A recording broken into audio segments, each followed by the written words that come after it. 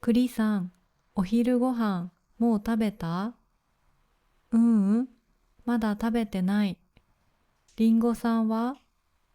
私もまだ。一緒に食べに行かない？いいね、行こう。この近くに最近パスタのお店ができたらしいけど、行ってみる？パスタか。昨日の夜パスタだったんだよね。そっか。じゃあ何がいい？今日は牛丼が食べたい気分。いいね。最近牛丼食べてないし、ちょうど近くに牛丼屋があるし。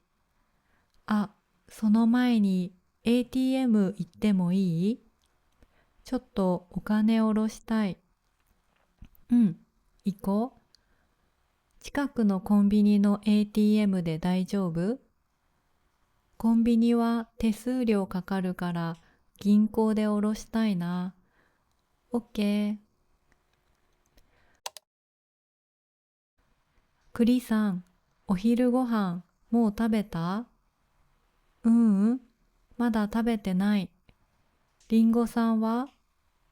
私もまだ。一緒に食べに行かない？いいね、行こう。この近くに最近パスタのお店ができたらしいけど、行ってみる？パスタか。昨日の夜パスタだったんだよね。そっか。じゃあ何がいい？今日は牛丼が食べたい気分。いいね。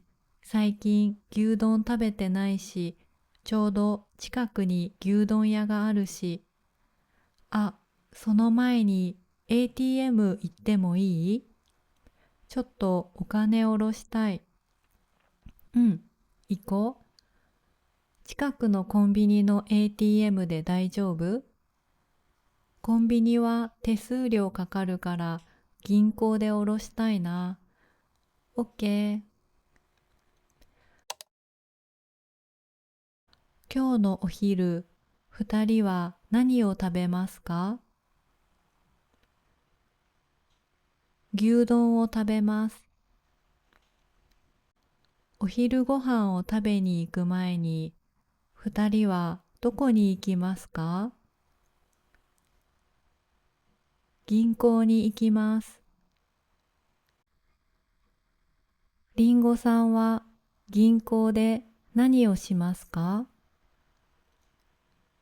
お金を下ろします。